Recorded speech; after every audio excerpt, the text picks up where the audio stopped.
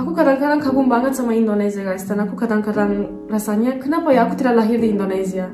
Mungkin aku lebih cepat belajar merawatan diri, aku lebih cepat belajar pakai hijab dengan yang baik, kan cara baik, dan cara cantik gitu. Arkadaşlar, merhaba. Kalau kalian pengen dibuatin tulisan kayak gini, bisa hubungin aku di sini.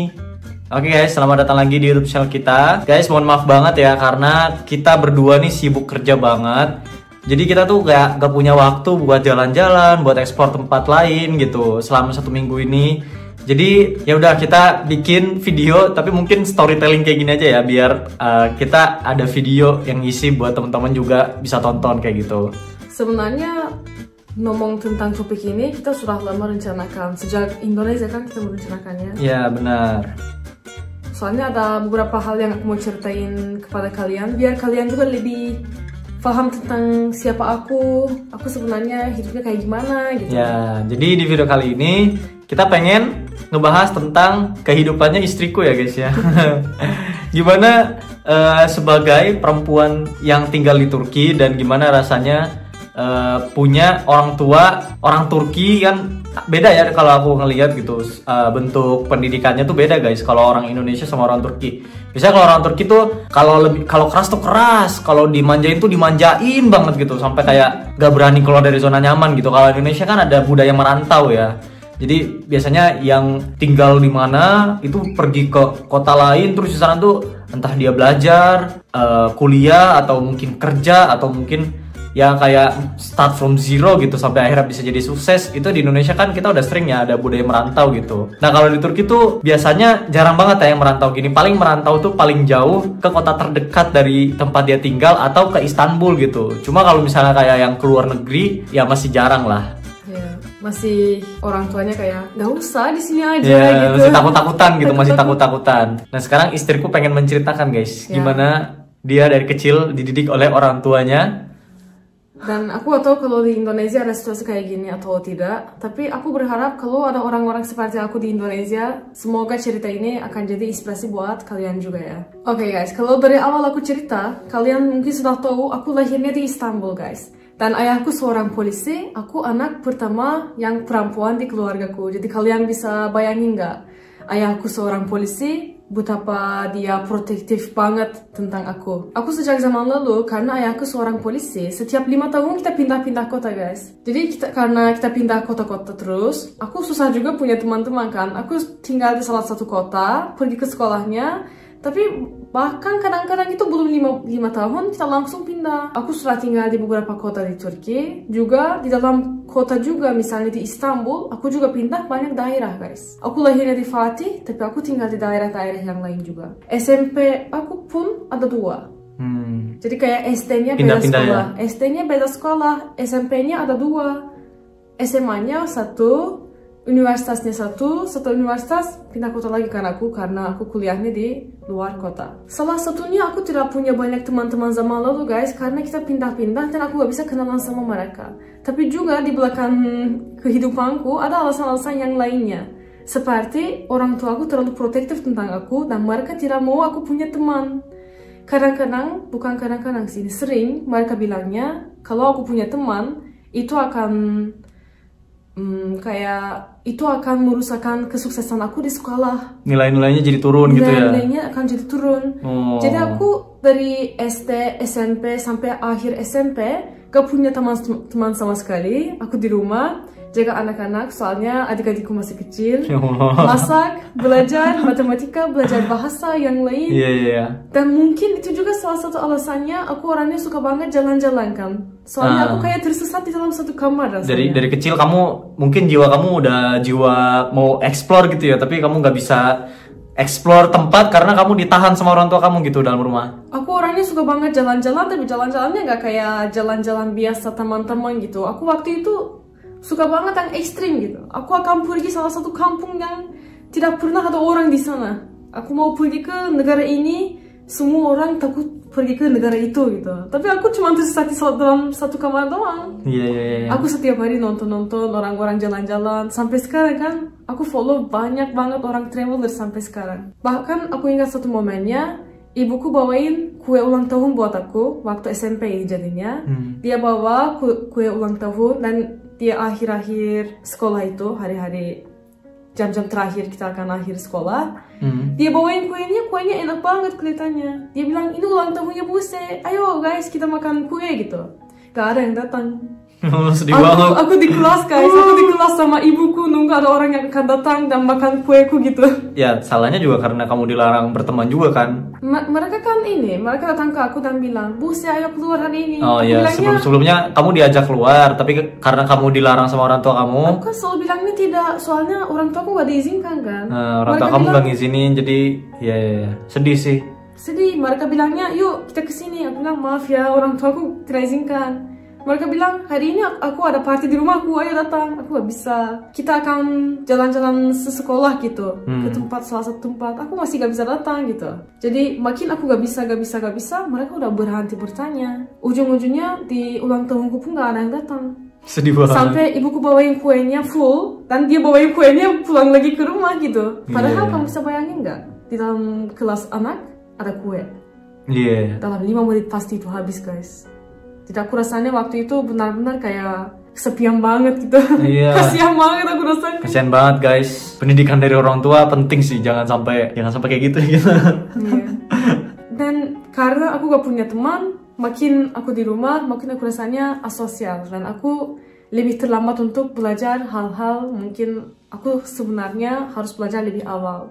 Misalnya jaga dirinya, merawat dirinya. Kan biasanya cewek-cewek itu belajar saling belajar gitu. Kamu temanku yang cewek, kamu makeup, aku penasaran, oh itu apa? Dia menjelaskan. Aku merawat wajah, mungkin kamu nanya, oh itu apa? Aku menjelaskan kan, kita saling belajar. Tapi karena aku tidak punya teman sama sekali, dan di rumah aku perempuan pertama, aku yang paling tua, ibuku gak pernah perawatan atau apapun, dia udah capek banget, kayak depresif gitu. Kayak setiap hari sedih, capek. Jadi aku belajarnya dari mana? Aku gak pernah belajar. Waktu SMP, aku lanjut ke SMA, aku 73 kilo. Tidak merawat diri, jerawatannya banyak di wajah, gak tahu harus pakai apa, gak tahu. Sekarang kan anak-anak pakai makeup, cover semua jerawatannya kan, di bawah matanya, semuanya. Aku gak pernah ada. Sampai pernah aku ketemu sama seseorang, langsung lihat ke wajahku dan bilang, wah kamu jelek ya gitu. Itu parah tau. Sekarang aku punya kan adik-adik. Adik-adikku lihat dari aku. Mereka lihat aku make upin, jadi mereka mulai make up. Atau mereka lihat aku cuci muka dengan sabun ini. Jadi mereka nanya, itu sabun buat apa? Aku cerita, jadi mereka belajar. Cara merawat diri udah paham ya dari Dan kecil. yang aku sukanya apa? Sekarang orang tua aku mengizinkan semuanya. Bahkan orang tua aku sekarang paksain adik-adikku untuk keluar dari rumah. Dan aku kaget. Kelinci percobaan kamu sayang. Benar itu. Kelinci percobaannya gagal ya Allah. Padahal aku sebelumnya bahkan gak pernah punya hak untuk pilih. Aku mau lulus dari departemen apa di universitas. Itu pun dipilih sama orang tua aku guys. Aduh sedih banget sih itu. Aku kan orangnya suka jalan-jalan, jadi aku mau jadinya tour guide. Tapi orang tua aku bilangnya, ya lebih baik kamu kerja di rumah sakit, biar orang-orang respect sama kamu jadi dokter gitu. Jadi ya udah aku jadi ahli gizi. Aku kerja di rumah sakit 1 tahun. Aku udah capek, soalnya jiwaku suka jalan-jalan, bukan setiap hari pergi kerja pulang gitu. Aku gak bisa. Aku kayak sia-siakan 4 tahun di universitas. Aku kadang-kadang kagum banget sama Indonesia guys. Dan aku kadang-kadang rasanya, kenapa ya aku tidak lahir di Indonesia? Mungkin aku lebih cepat belajar merawat diri. Aku lebih cepat belajar pakai hijab dengan yang baik, kan cara baik, dan cara cantik gitu. Aku pertama kali pakai jilbabnya di awal SMA. Jadi di SMP, waktu aku kuliah di SMP, dilarang pakai jilbab di sekolah. Jadi aku gak pernah pakai. Bahkan aku ingat teman-temanku, mereka keluar dari sekolah, di belakang mobil mereka pakai jilbabnya cepat-cepat dan pergi gitu. Waktu itu masih dilarang ya pakai jilbab? Dilarang. Dan waktu itu ibuku juga belum pakai jilbab, aku gak terlalu tertarik gitu. Aku mikirnya itu susahan banget gitu. Tapi pas di SMA, ibuku mulai pakai jilbab, kayak aku lihatnya, oh dia mulai pakai jilbab ya gitu. Beberapa minggu, mungkin paling 2 minggu kemudian, pas aku bangun mau pergi ke sekolah, aku bilang, aku hari ini mau pakai jilbab gitu. Tiba-tiba? Tiba-tiba, gak ada persiapan sama sekali. Sekarang kan, zaman sekarang, kalau ada perempuan mau pakai jilbab, mereka belanja dulu. beli yang jilbab cantik, baju-baju yang cocok kan. Tapi waktu itu aku gak tahu apapun, aku hanya merasakan hari ini aku mau mulai pakai jilbab. Aku bangun dan seperti itu. Langsung ambil salah satu jilbabnya ibuku, pakai, gak tahu gimana cara pakainya, tapi masih pakai celana sama baju yang sempit gitu. Ya Allah, kalau aku ingat-ingat malu banget sih rasanya. Tapi aku gak tahu apapun. Bahkan gak tahu di sini aku harus pakai apa ini, jarum. Jarum ya. Ya, di sini aku harus pakai jarum, bahkan itu aku gak tahu. Jadi pas aku memperbaiki di sini langsung naik ke atas, dari sini ke samping-samping naik-naik gitu. Jadi aku rasanya kayak gak ada orang yang bisa ajarin aku. Soalnya aku di bulan sama dengan ibuku pakai jilbab. Ibuku juga gak tahu gimana cara pakainya. Baju juga gak ada, jilbab juga gak ada. Temanku juga gak ada. Jadi di luar orang-orang lihat ke wajahku kayak mereka jijik tau. Hari pertama aku pakai jilbab, pergi ke sekolah dengan bahagia. Hari ini pertama kali aku pakai jilbab. Ada temanku, dia salah satu cowok, dia bilang, itu gak cocok banget, lepas aja lebih baik gitu dia bilangnya. Soalnya wajahnya gendut, jerawatan, merah, ungu, hitam, banyak, pakai jilbab lagi, jilbabnya aneh lagi. Pakai bajunya sempit lagi gitu. Orang-orang kayak kalau ada yang mau berteman sama aku, mereka juga udah give up aja, tidak mau aja gitu. Waktu itu aku terlalu tertarik dengan olahraga. Mungkin ada yang tahu kalau ada yang follow aku dari zaman lalu di Instagram. Aku pemain volley guys. Itu salah satu mimpiku sejak waktu aku kecil. Dan aku mulai praktiknya, aku mulai belajarnya waktu SMA. Aku kumpul THR aku waktu bulan Ramadan. Aku pergi ke salah satu kursusnya untuk main volley. Aku mau belajar kan. Baru pertama kali pakai jilbab, kumpul duitnya sendiri. Aku naik sepeda 3 jam di bulan Ramadan. Aku masih puasa-puasa. Pergi ke kursusnya, 3 jam kita praktik di sana. Aku pulang, aku udah capek tapi masih bahagia. Tapi orang-orang tidak terima aku karena aku pakai jilbab. Dan karena aku tidak pakainya seragam seperti mereka kan. Sedih banget ya? Sedih banget. Waktu di dressing roomnya kita, anak-anak di sana, cewek-cewek di sana, sengaja jauh-jauhin dari aku. Padahal kamu udah bayar tuh? Aku udah bayar, tapi gak ada yang mau main sama aku, jadi aku main sama dinding. Ya Allah, sedih banget. Ya, berarti uangnya udah terbang gitu aja dong? Hilang gitu aja? Aku belajar dari gurunya kan, bukan dari anak-anaknya. Ya, mungkin aku gak punya teman di sana sama sekali, tapi aku masih ada jiwanya. Jadi setiap hari jam 4 aku bangun, sampai jam 5 aku udah sarapan, aku udah warm up di rumah, aku keluar, aku lari sepeda, aku praktik, sampai aku bisa ikut tim volley di universitas. Dari seleksi tim volley di universitas, dari 20 cewek, cuman aku yang bisa menang. Bagus itu banget. Semuanya gara-gara aku bisa praktik waktu SMA. Padahal banyak orang yang bully sama aku, bahkan aku asosial banget. Bahkan setiap hari aku nangis-nangis terus, gak punya teman sama sekali. Tapi di universitas aku bisa ikut tim gitu. Keren. Ya keren, tapi waktu itu susah banget sih. Benar. Sekarang pun kalau aku cerita-cerita rasanya mau nangis tau. Ibu-ibu dan bapak-bapak yang sekarang nonton video ini, jangan paksain anak kalian. Kalau kalian terlalu banyak paksain dan terbatasin semua mimpinya dia akan kabur. Seperti aku kabur waktu universitas. Soalnya di SMP gak bisa jalan, gak bisa punya teman, SMA gak bisa punya teman.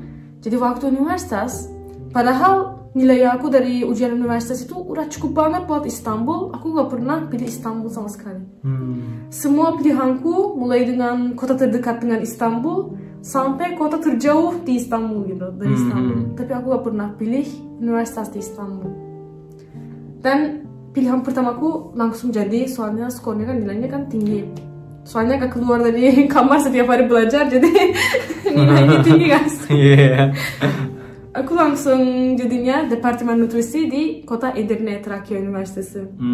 Itu hari pertamaku di universitas. Pertama kali aku akan tinggal di asrama tanpa keluarga. Semua teman-teman di sana, anak-anak di sana nangis-nangis. Gimana kita akan pisah dari keluarga? Ini pertama kali mereka nangis. Aku ketawa gini guys. Gitu. Kayak wah, freedom, ini freedom gitu beneran. Aku tinggal di asrama 1 hari pun aku gak menyesal. Ibuku setiap hari menelpon dan bilang, kamu tetap aja di sana, 1 bulan pun kamu gak bisa tahan. Ibuku bilang gitu. Ayahku bilangnya, kamu nunggu aja sebentar. Itu kan baru pertama kali kamu tinggal di sana, jadi kamu bahagia. Nanti pasti kamu sedih. Guys, aku tinggal di 4 tahun. Aku gak menyesal sama sekali. Itu hari-hari terbaik dalam hidupku. Aku sampai sepeda ke kota lain sama teman-teman. Orang tua aku gak tahu, jadi jangan bilangnya. Untungnya pakai bahasa Indonesia sih. Ntar di subtitle, tapi subtitle bahasa Inggris. Bahasa Inggris tapi. Kita sampai camping-camping di kota-kota dekat gitu. Ya itu bukan aku sendirian kan, teman-teman cewek semua bersama. Itu masih aman. Tapi aku gak bilang sama orang tua aku. Orang tua aku waktu di awal-awal aku mau kuliah di kota lain, dia bilang kamu gak boleh pergi. Kamu siap-siap aja 1 tahun lagi, ikut ujian universitas lagi, menang Istanbul. Padahal aku udah bisa kan, tapi aku tidak mau. Jadi aku bilang sama ibuku, kalau kalian terpaksain aku seperti ini, aku akan kabur dari rumah. Dan kalian gak pernah bisa lihat aku lagi gitu. Aku benar-benar kayak kesabaranku udah habis gitu. Ini aku udah 18 tahun loh. Kayak di film-film India guys. Aku udah 18 tahun. Kayak di film India. Sejak waktu aku bilang mereka gak bisa lihat aku lagi, mereka kayaknya mikirnya ini serius sih. Jadi mereka bilang ya udah, apapun yang kamu mau lakukan aja. Tapi nanti kita yakin kamu akan pulang ke rumah ini gitu. Mereka bilangnya. Ya aku gak pernah sih. Aku senang. Bukan aku senang karena aku pisah dari keluargaku, tapi aku senangnya karena sekarang ada kesempatan untuk mimpiku bisa terjadi gitu. Sebelumnya kan aku hidup buat orang tua. Sekarang aku hidup buat aku sendiri guys. Kalian kalau pertama kali ketemu sama teman-teman, salamannya kayak gimana? Langsung peluk, langsung cium kayak dari pipinya kan? Aku waktu itu belum pernah peluk siapapun dalam hidupku. Ibuku itu termasuk guys. Aku gak pernah peluk ibuku juga. Pas masuk ke universitas kan, tiba-tiba ada orang-orang bilang selamat datang di kamar ini, mereka peluk aku kayak pohon gini. Kamu coba pohon gini. Mereka kayak gini, aku kayak gini. Dia datang. Aku harus kayak gimana? Paling aku gini sih. Makasih teman. Terima kasih teman. Thank you friend. Thank you friend. Itu kayak wah ada temannya gitu. Jadi aku belajar banyak hal di asrama cewek. Soalnya asrama cewek itu ada banyak surprise-nya sih buat aku. Ada banyak orang makeup, banyak orang pakai masker jalan-jalan, imut-imut. Aku cuma nonton kayak orang dari Mars gitu. Wah ini orang manusia ya yang jalan. Rasanya iya. Ada temanku yang bilang, kenapa sih kamu pakai jilbab seperti ini? Oh ini jilbab ibu-ibu. Aku bilang, oh iya ya. Jadi jilbab orang muda kayak gimana? Jadi mereka ajarin. Dan ada temanku yang bilang, mau nggak aku cobain makeup di kamu? Aku bilang, boleh silahkan. Mereka ajarin makeup, mereka ajarin skincare. Jadi aku belajar banyak hal. Aku belum pernah belajar dari ibuku, dari teman-teman ini semua. Kalian sih beruntung banget bisa di Indonesia, bisa punya banyak teman-teman yang pakai jilbab, yang keluarganya mungkin baik-baik, kasih kesempatan buat mimpi-mimpinya kan. Benar-benar. Kalian beruntung banget sih. Jadi waktu aku masuk ke universitas kan hidupku mulai berubah-berubah. Aku bahkan punya media sosial pertama kali di universitas. Jadi aku punya media sosial, aku mulai ketemu sama orang Indonesia. Aku di awal-awal kan belajar bahasa Inggris dari mereka. Di salah satu aplikasi aku belajar bahasa Inggris, semuanya orang Indonesia. Aku lihat jilbabnya bagus, mereka olahraga, mereka ikut semua aktivitasnya, tapi gak pernah malu-maluin karena mereka pakai jilbab. Jadi rasanya kayak jadi berani. Hidupku ada 3 fase yang berubah semuanya. Yang pertama masuk ke universitas, pergi ke kota lain, belajar semua tentang jadi cewek. Yang keduanya kenal sama orang Indonesia. Soalnya aku lebih berani jadi orang pakai jilbab. Dan aku baru sadar dengan jilbabku aku bisa ikut semua aktivitasnya tanpa rasa-rasa malu. Dan yang ketiganya guys, ini yang paling berubah hidupku, itu menikah sama si pak suami ini. Soalnya di fase pertamanya aku belajar jadi cewek, fase keduanya aku belajar pakai jilbab, kayak hidupnya kayak gimana harusnya gitu. Dan yang ketiganya aku mulai jalan-jalan guys. Itu kan salah satu mimpiku. Jadi aku rasanya yang buat semua mimpiku itu terjadi itu si pak suami di sini. Makasih ya. Jangan. Jadi yang namanya manusia kan bisa berubah terus ya guys ya. Kita doakan aja semoga kita bisa berubah menjadi versi yang lebih baik lagi. Terutama buat teman-teman semua juga yang nonton. Apalagi yang masih muda-muda kan, pasti banyak banget fase-fase kehidupan kedepannya mungkin yang bisa merubah situasi dan kondisi kita semua ya. Dan aku ngelihat perubahan besar banget sih di istriku dari pertama kali kita ketemu sampai sekarang. Coba guys kalian tonton aja deh video pertama kali kita ketemu yang tahun 2021 sampai sekarang, ngelihat bandingin mukanya guys. Beda banget. Kalau aku sendiri beda banget sih kelihatannya. Wah gila nih, cantikan yang sekarang. Wadidaw. Ya Allah, salting dulu. Salting dulu. Yaudah guys, kalau gitu segitu dulu aja sharing kita hari ini. Makasih buat teman-teman semua yang udah nonton videonya sampai akhir ini. Jangan lupa like, comment, share, dan subscribe. Oke guys, see you in the next video. And as always, Guru Shurus.